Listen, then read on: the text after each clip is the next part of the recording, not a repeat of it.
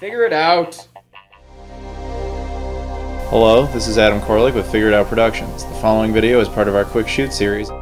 Hey guys, it's Adam here. Recently I took a trip out to the UK and I spent most of my time in a city called Nottingham, you know, the one where Robin Hood takes place. It's in what's known as the Midlands, basically the center of the UK. That's where I was primarily, but I asked my buddy Ben, who's right there in the black shirt, to drive me down here to visit my buddy there in the red shirt, whose name is Raymond. We drove down here.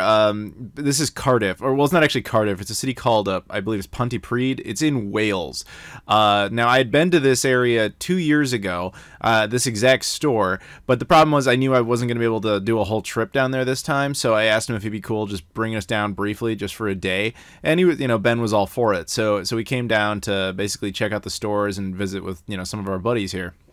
And as you can see, it's a cool store. I did a video on it 2 years ago, and I thought it'd be kind of cool to not only update and show you guys what's been, you know, what's going on here, but if you never saw that video, you can see what this store is like for the first time if you've never been there and if you're ever in the area.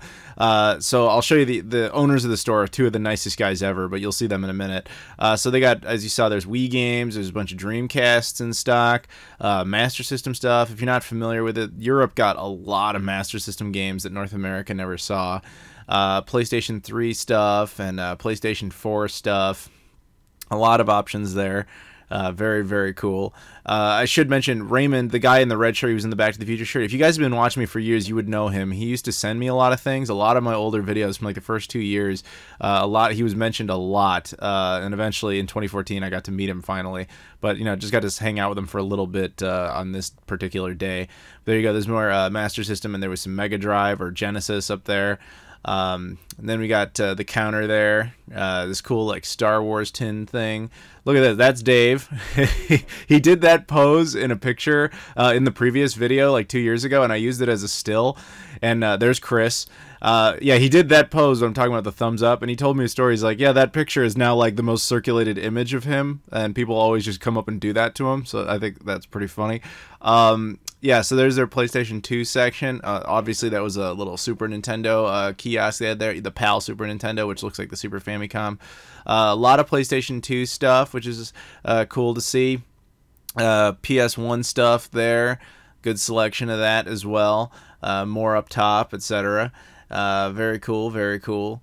They have it nice and alphabetized. Well, no, actually, no, that's not alphabetized. They used to have it alphabetized. I think it just got too chaotic to keep doing that.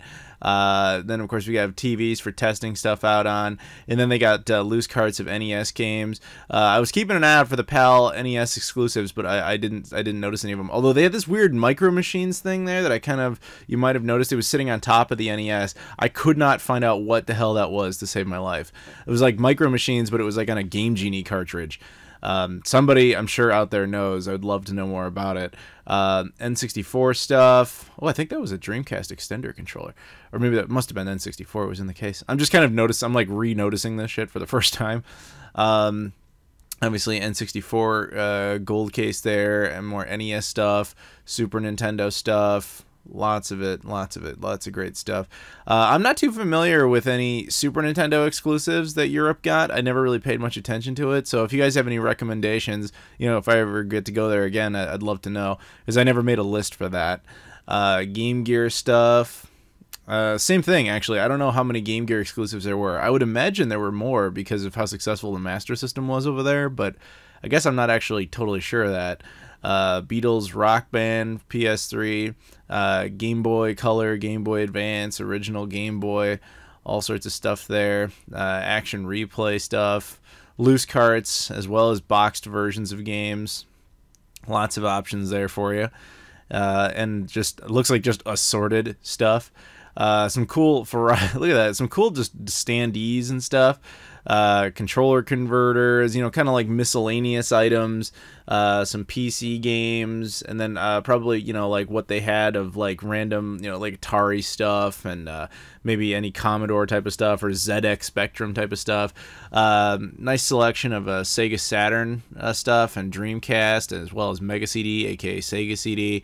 some PSP stuff, N-Gage. I think this was the only store we found any N-Gage stuff at, as well as the OG Xbox.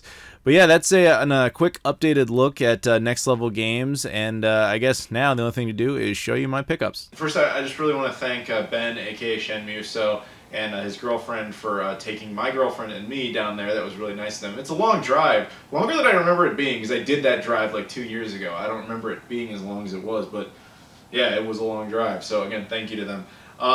So, of course, I also want to thank, everyone who runs in the store, Chris and Dave who run the store. Thank you to them. Thank you to my buddy Rayman for coming out. And also thank you to all of the other people that came out to meet me, even though we never advertised that we were going. I don't know how you found out, but that's okay.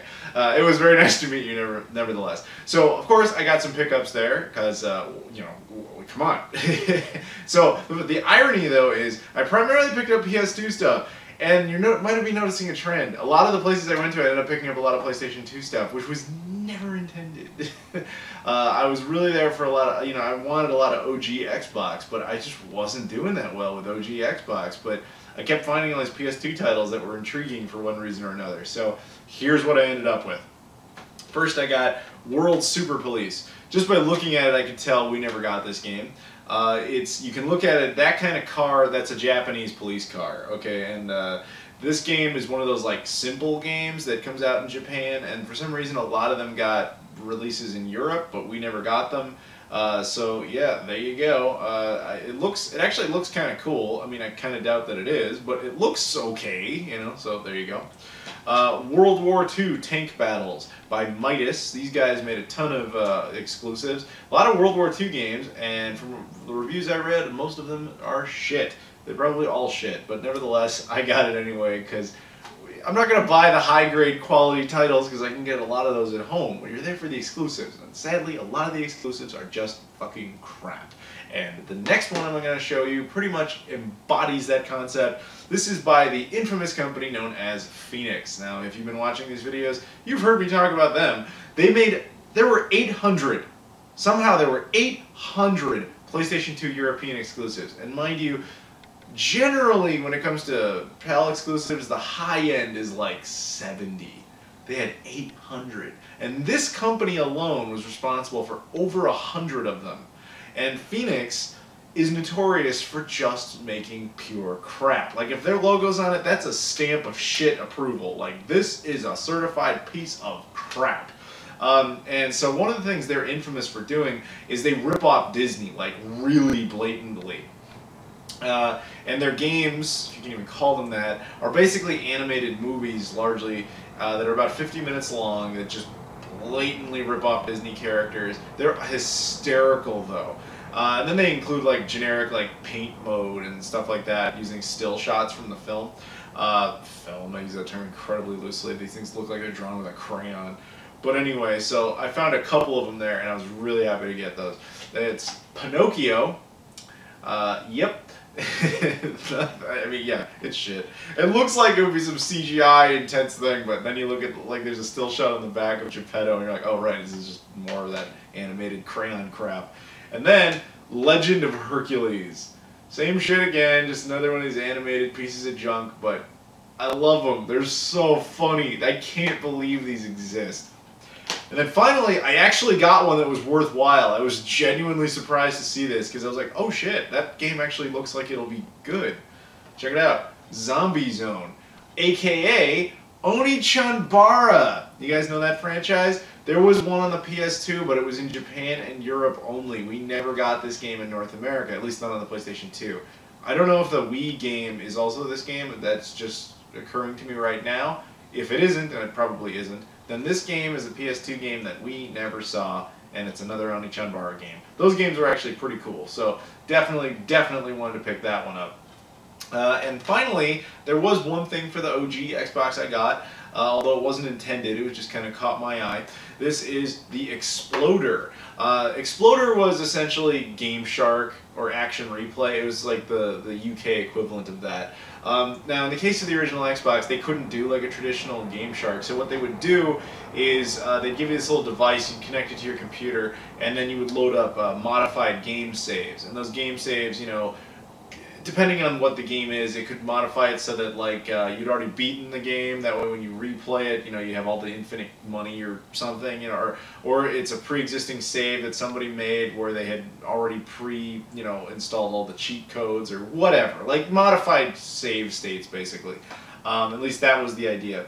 Now I had one of these a long time ago, the North American version, but I don't know what the hell happened to it.